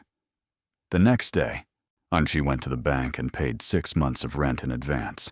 The manager's eyes widened when she saw the cashier's check. "Is everything all right, Ms. Chen?" "Everything's fine. I came into some money, an inheritance." "Well, that's wonderful. I'll make sure this gets processed immediately." At the apartment complex office, the manager who had posted the eviction notice stared at the payment receipt. "Where did you get this kind of money?" "Does it matter? The rent is paid." "I suppose not. It's just surprising." Sarah smiled coldly. "I'm full of surprises." Word spread quickly. By the end of the week, everyone in the building knew that the struggling single mother in 3B had somehow paid 6 months' rent in advance. The whispers were different now, tinged with curiosity instead of pity. At Emma's school, Sarah arrived for pickup in her usual worn jacket and old jeans. Jessica, the mother who had mocked her about the yacht, approached with her trademark false smile. "Sarah, I heard you managed to catch up on your rent. That's so good. Did you find a new job?" "Something like that." "Well, I'm happy for you. I know things have been difficult." The smile sharpened. "Though I have to ask, what happened with that boat you bought? The one everyone said was worthless?" Sarah met her gaze steadily. "I'm still working on it." "Really? because Marcus's brother told everyone at the club that it was total junk. He said anyone who bought it was throwing their money away. Jessica leaned in, lowering her voice. Between us, people were laughing about it. No offense. None taken. Sarah's voice was calm. Sure, people laugh at things they don't understand. She walked away before Jessica could respond, holding Emma's hand. Behind her, she could feel the other mothers watching, could sense the shift in how they looked at her. She wasn't the desperate charity case anymore. She was something else, something they couldn't quite figure out. Over the following weeks, Sarah worked methodically to secure her situation. She hired a lawyer, a sharp woman named Patricia, who specialized in maritime asset law. Patricia reviewed all the documentation, the yacht purchase, the journal entries, the vault discovery. Her verdict was clear. You have solid legal claim to everything found on that yacht. Maritime law is on your side. If anyone wants to challenge it, they'll have to prove the diamonds were stolen property, and there's no evidence of that. As far as I can tell, Marcus Holloway acquired them through private means and died before he could liquidate them. They became part of the vessel's contents when he abandoned it. What about the person who's been following me? That's trickier. Without proof they've threatened you directly, there's not much we can do. But I can send a cease and desist letter to the investigation firm. Make it clear that any harassment will result in legal action. Patricia sent the letter. The black sedan stopped appearing. Sarah didn't know if that meant the threat was over, or if whoever was interested had simply changed tactics. She remained vigilant, but as weeks passed without incident, some of her fear began to ease. She sold the yacht to a salvage company for scrap value, a pittance compared to what she had found inside it. But she wanted it gone. The connection to Marcus Holloway, to his secrets, needed to be severed. When the paperwork was finalized and the Seabird was hauled away to be dismantled, Sarah felt a weight lift. The remaining 11 bags of diamonds stayed in a safety deposit box at a bank 3 cities away. Jennifer had advised her to sit on them for at least a year, to let any attention die down before selling more. The $2.4 million she already had was more than enough to rebuild her life. Sarah didn't buy a new car or move to a bigger apartment. She paid off her debts quietly, set up trust funds for Emma, and put money into conservative investments that would generate steady income. To the outside world, she looked the same. Worn jeans, thrift store jackets, the same careful budgeting. But everything was different. The weight of desperation was gone. The fear of eviction, of hunger, of failing Emma had been lifted. She could breathe. 3 months after finding the diamonds, Sarah stood in the apartment she had almost lost and looked around. The furniture was still secondhand. The walls still needed paint. But it was hers, secured for years to come. Emma played on the floor, her new shoes bright and unmarked, her backpack filled with supplies Sarah had been able to buy without counting every dollar. "Mama, are we rich now?" Emma asked one evening. Sarah considered the question carefully. "We're secure, baby. That's better than rich. We have enough to be okay, to not worry." "Because you found the treasure?" "Yes." "Was it worth it? All the scary parts?" Sarah pulled Emma close, thinking about everything that had happened. The mockery at the auction, the desperate gamble of spending nearly everything she had, the fear when she found the diamonds, the paranoia, the danger, the transformation that had followed. Yes, baby, it was worth it. What Emma didn't know, what Sarah barely let herself think about, was that she still had 11 bags hidden in that safety deposit box, $13 million in rough diamonds, waiting. It was an almost incomprehensible amount of wealth, more than she could spend in several lifetimes. Jennifer had advised patience, and Sarah was following that advice. But she had also started thinking about what to do with that money. Setting up scholarships for single mothers, funding programs for struggling families, giving back to the community that had watched her suffer without offering help. The yacht everyone had dismissed as worthless had held more than diamonds. It had held possibility. It had held the chance to prove wrong everyone who had looked at her and seen only failure. And in proving them wrong, she had discovered something about herself that was more valuable than any amount of money. She was stronger than she had believed. She was capable of taking risks, of enduring fear, of protecting what was hers. She had stumbled into fortune, yes, but she had also fought for it, had been smart enough to recognize it, and brave enough to claim it. 6 months after the auction, Sarah saw Jessica again at the school. The woman's smile was different now, uncertain. "Sarah, I've been meaning to apologize. I said some unkind things when you bought that boat." "You did. I was wrong. I heard you sold it for a profit." Sarah didn't correct her. Let people think she had somehow flipped the wreck for a modest gain. Let them think what they wanted. "Things worked out." "Well, good for you, really." Jessica hesitated. "If you ever want to grab coffee sometime, talk about parenting or whatever." "Maybe," Sarah said, knowing she never would. Jessica had shown her true colors when Sarah was desperate.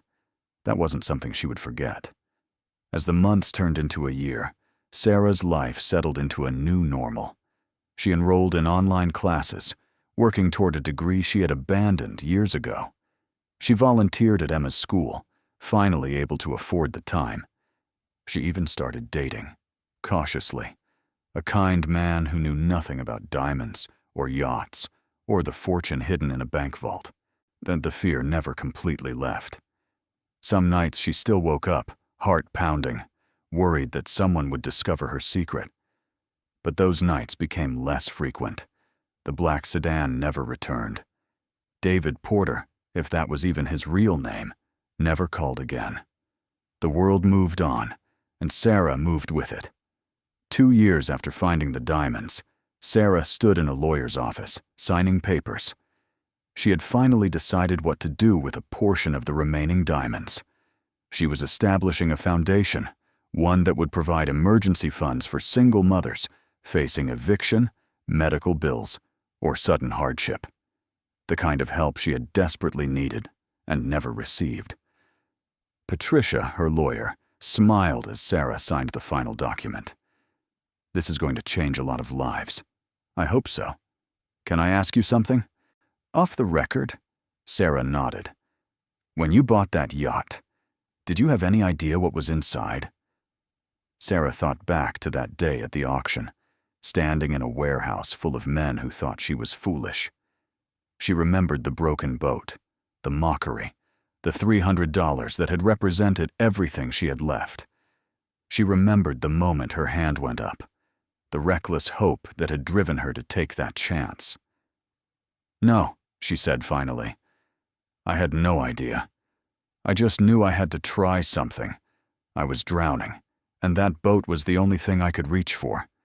You saved yourself. I got lucky." "Luck favors the brave." Patricia handed her a copy of the foundation documents. "You took a risk when everyone told you it was foolish. You fought for what you found when others would have given up or given in. That's not just luck. That's courage." Sarah left the office and walked through the city, the foundation papers in her bag. Emma was waiting at home, doing homework with a tutor they could now afford. The apartment was still small, but Sarah had bought it, owned it outright.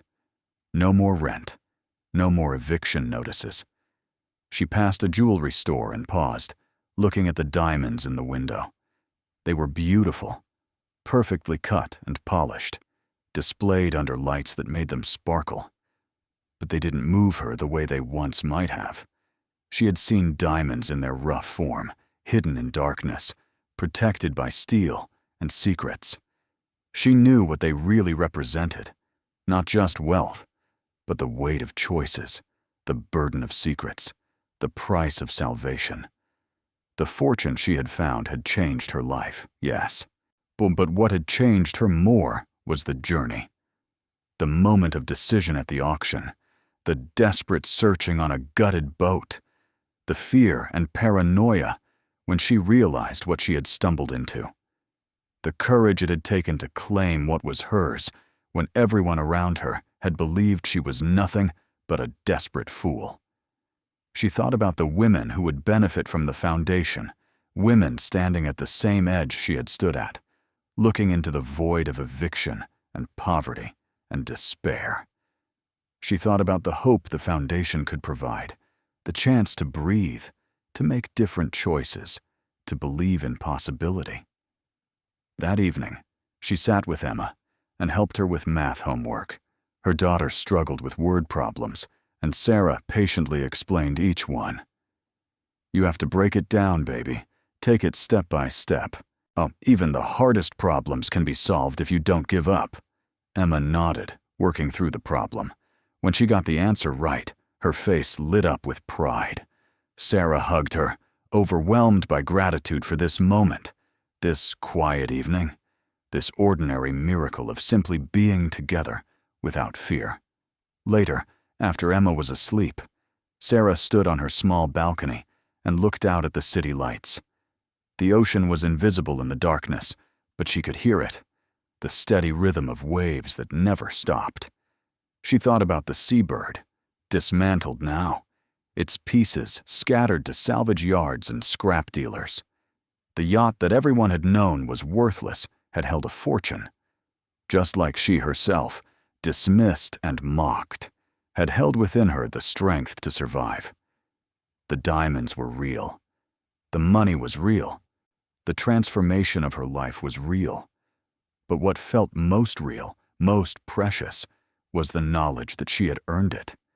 Not by luck alone, but by the courage to raise her hand when everyone else stayed silent. By the determination to keep searching when every sign said there was nothing to find. By the strength to protect what she had discovered, even when fear threatened to overwhelm her. She had bought a demolished yacht for $300, and inside its hull, she had found $304 million in diamonds. But more than that, she had found herself. She had found proof that she was capable of more than anyone, including herself, had believed. The mockery at the school had turned to grudging respect. The pity from neighbors had faded into curiosity. The judgment from the mothers who had looked down on her had transformed into awkward friendships she neither needed nor particularly wanted. She had proven them all wrong, not by flaunting her wealth, but by quietly, steadily rebuilding a life that no one could take from her. Sarah Chen had been drowning. She had been desperate. She had been laughed at and dismissed. But she had taken a chance on a boat everyone knew was worthless, and in doing so, she had discovered that sometimes the most valuable things are hidden in the places others are too certain to look. Sometimes salvation comes disguised as foolishness. Sometimes the biggest risks bring the greatest rewards. She stood in the darkness, listening to the ocean, feeling the cool night air on her face. Tomorrow she would wake up secure, stable, free from the fear that had haunted her for so long. Tomorrow, Emma would go to school in shoes that fit, with a lunch she hadn't had to choose between other necessities to afford. Tomorrow, Sarah would continue building the life she had fought so hard to claim. The yacht was gone. The diamonds were mostly sold or secured. The immediate danger had passed. But the memory of that journey, from the auction house to the vault door, to the moment she held rough diamonds in her trembling hands, would stay with her forever. It was the story of her transformation, from a woman everyone dismissed to a woman who had saved herself. And as she turned to go back inside, to lock the door of the home she now owned, Sarah Chen smiled. The world had tried to tell her she was worth nothing. A demolished yacht had shown her the truth, and that truth had set her free. 3 years after the discovery, Sarah stood in the conference room of the Chen Foundation headquarters, a modest office space she had leased in downtown.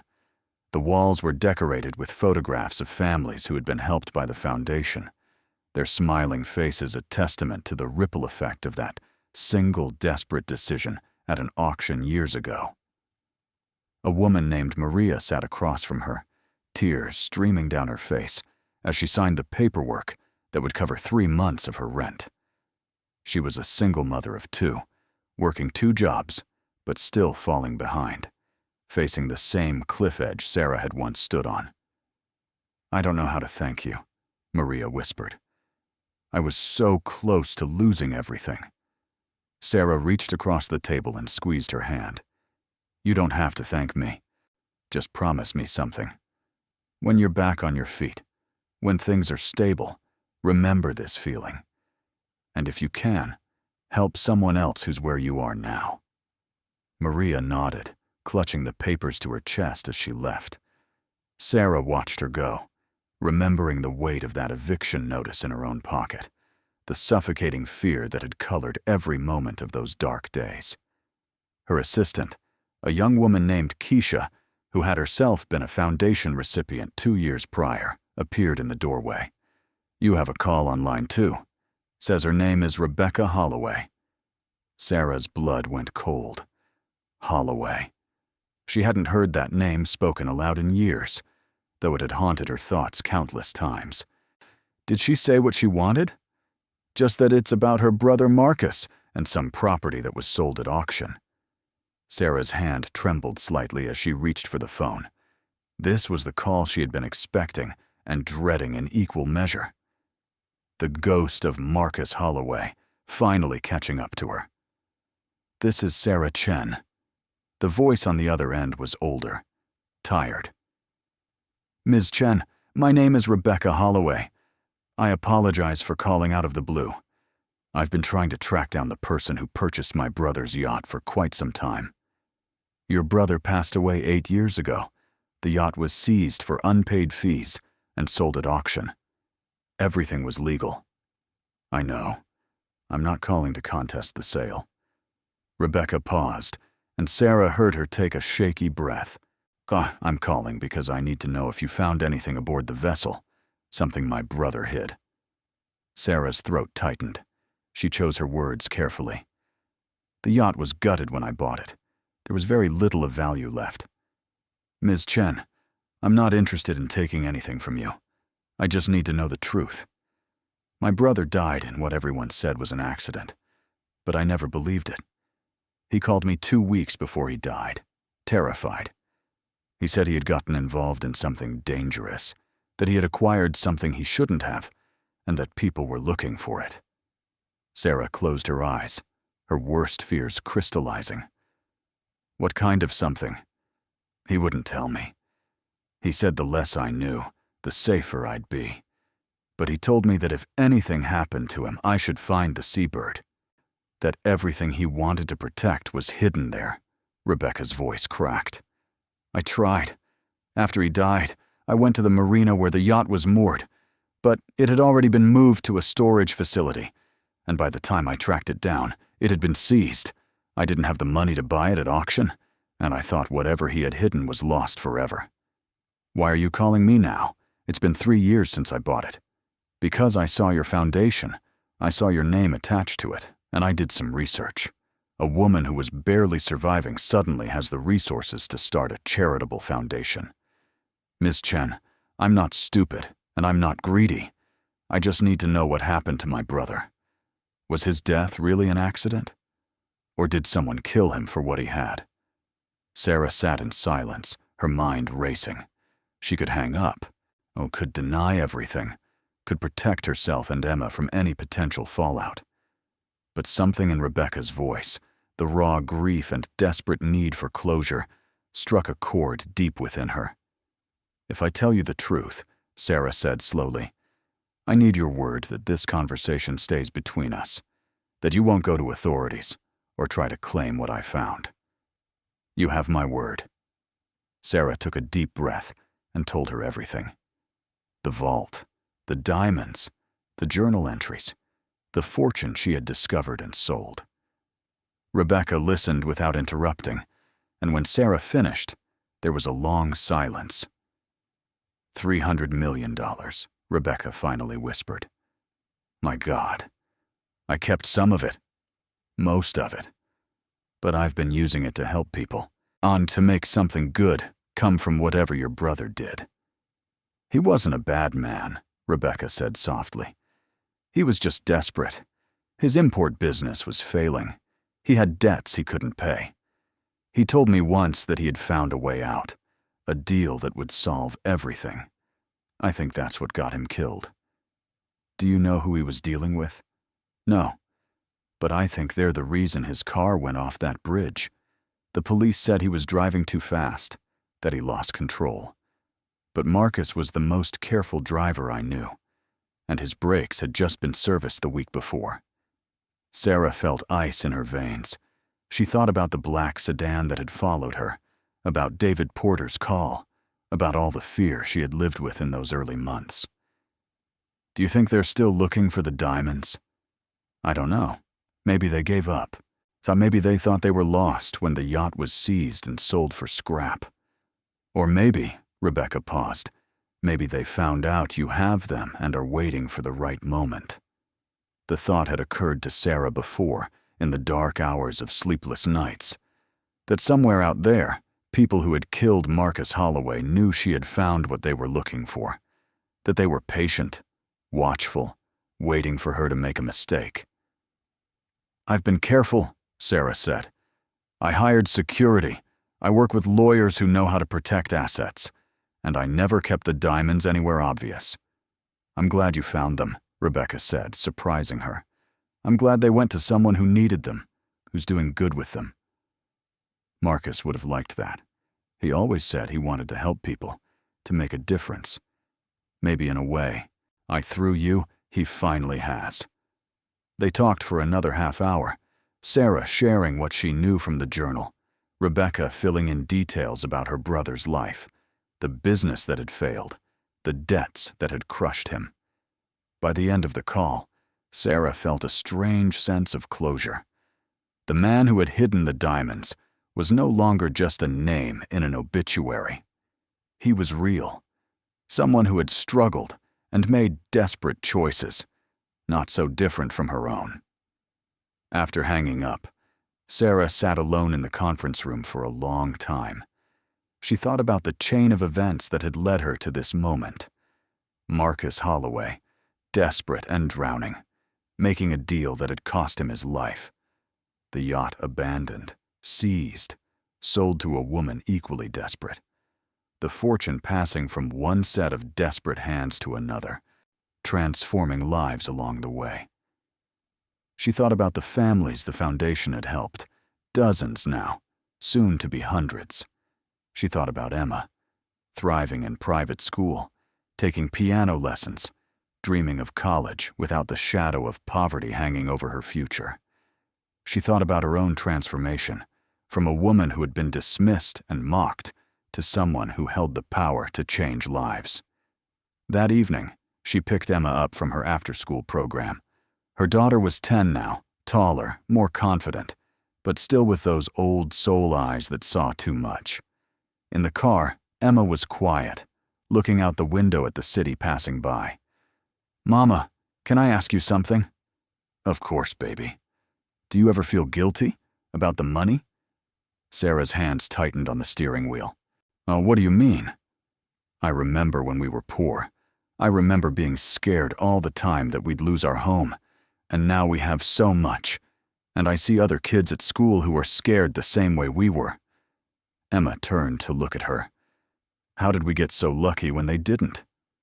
Sarah pulled over into a parking lot and turned to face her daughter. This was the conversation she had been dreading and preparing for in equal measure. "Do you remember the boat I bought? The one everyone said was worthless?" Emma nodded. "The treasure boat. That boat belonged to a man who made bad choices. He got involved with dangerous people and paid for it with his life. I found what he hid, and I took it, and I used it to save us. But you're right to feel conflicted about it, because luck isn't fair. I got lucky, and thousands of other women in my situation don't. Is that why you started the foundation? Yes. I can't save everyone, Em, but I can save some. I can give other families the chance I got. And maybe, by doing that, I'm balancing the scales a little bit.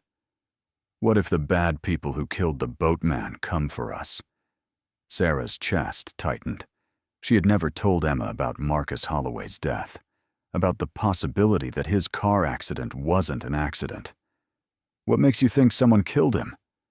I'm not a baby anymore, Mama. I've heard you on the phone with your lawyers. I've seen you check the locks 3 times before bed. You're still scared.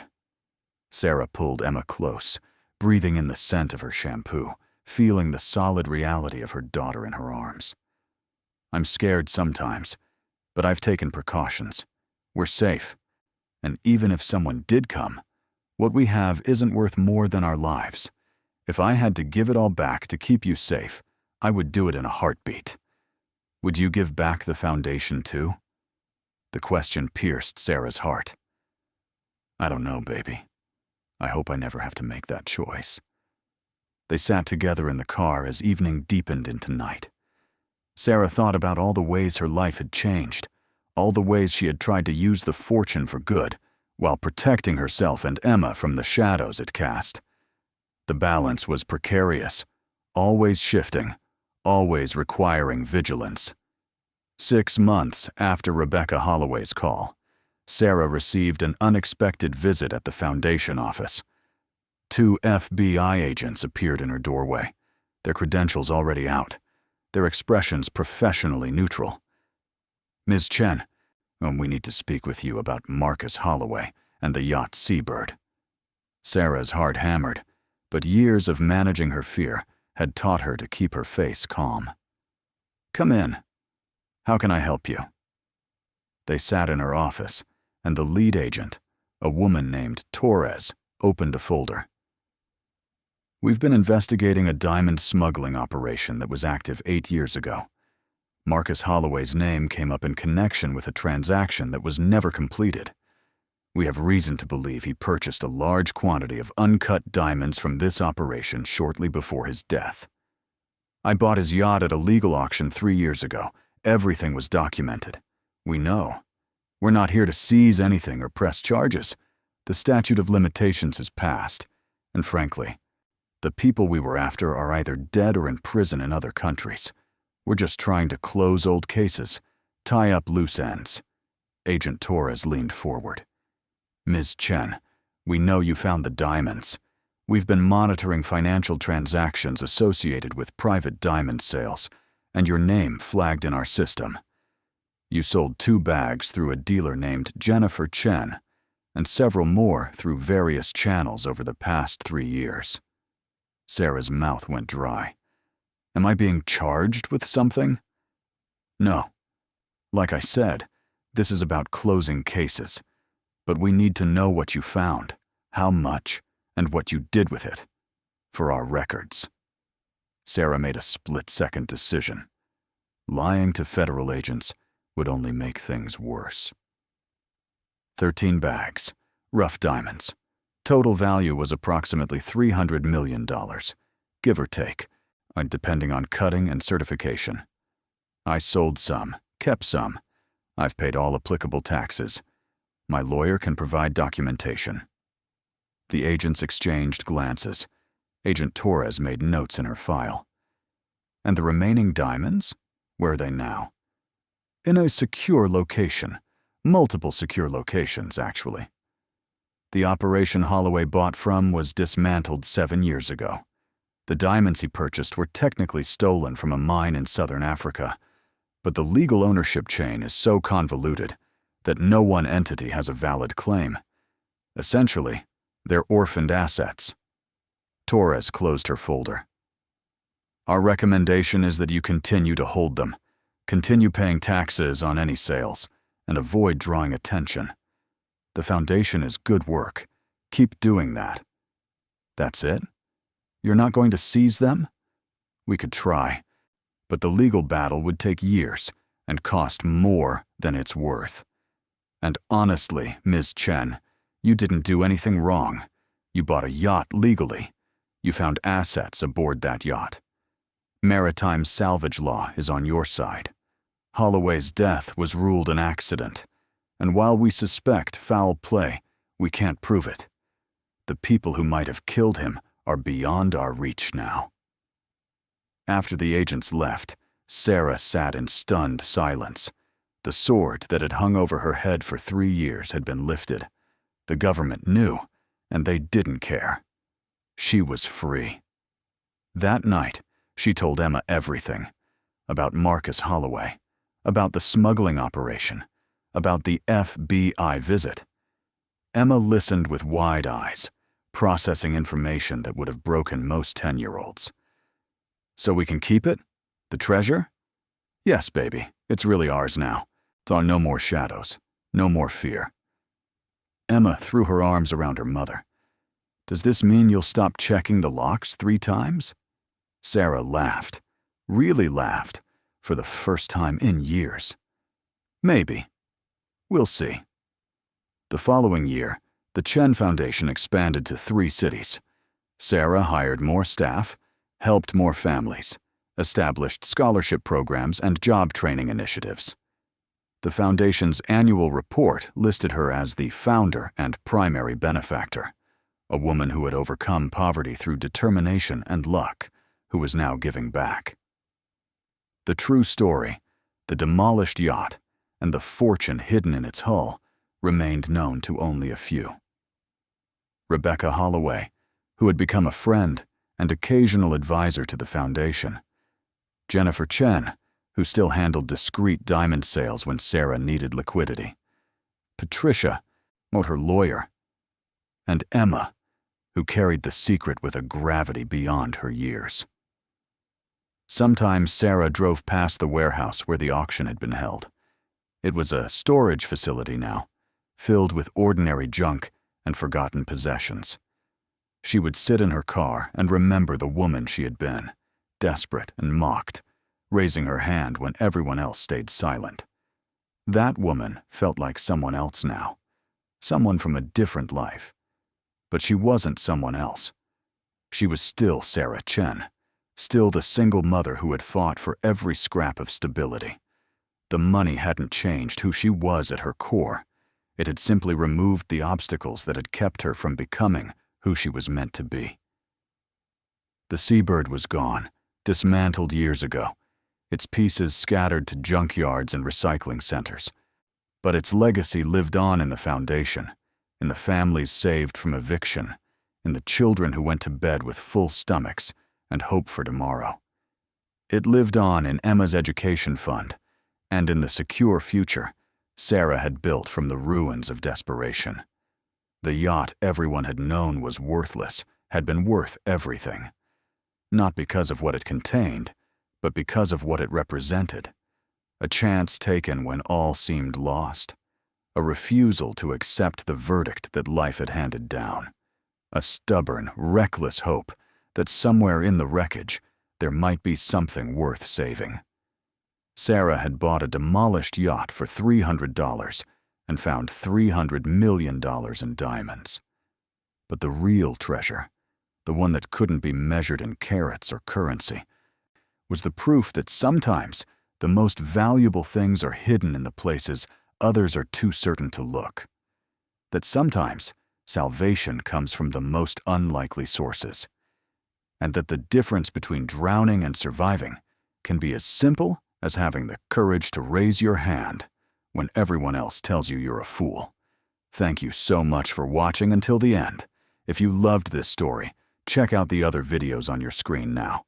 I think you'll really enjoy them. And don't forget to subscribe if you haven't already. See you in the next story.